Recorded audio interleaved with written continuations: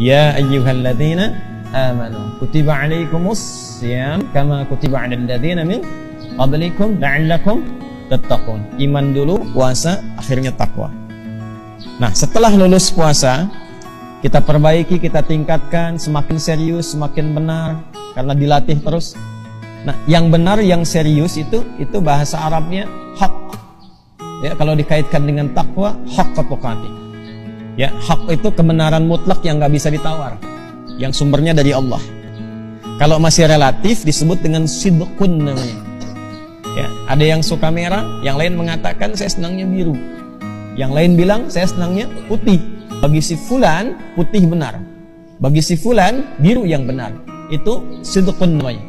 Ya, itu sidqun. Ma yahtamilu sidqa wal kadzib, sesuatu yang masih relatif. Tapi kalau kebenaran mutlak yang nggak bisa ditawar dan semua sepakat itu benar. Ya, matahari terbit di mana? Timur. Tenggelam di mana? Di barat. Kalau siang terang, malam gelap, itu kebenaran mutlak yang nggak bisa ditawar. Dalilnya jelas, terlalu jelas untuk ditolak. Itu hak namanya. Nah, semua yang bersumber dari Allah itu disebut hak, tidak pernah disebut dengan sidqun. Selalu hak. Manusia membenarkan disebut shadiq. Kalau terus membenarkan tanpa ragu disebut siddiq.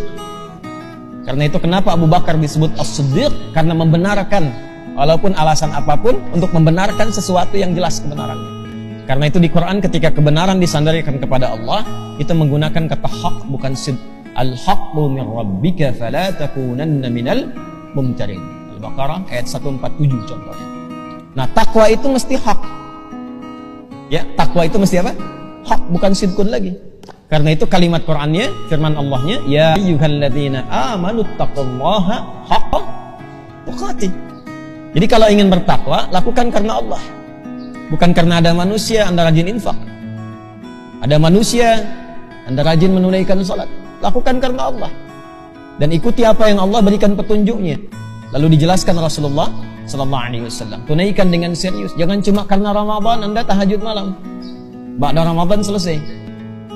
Jangan karena Ramadan Anda rajin ke masjid. Ba'da Ramadan selesai. Anda melakukan itu karena Ramadannya atau karena Allah?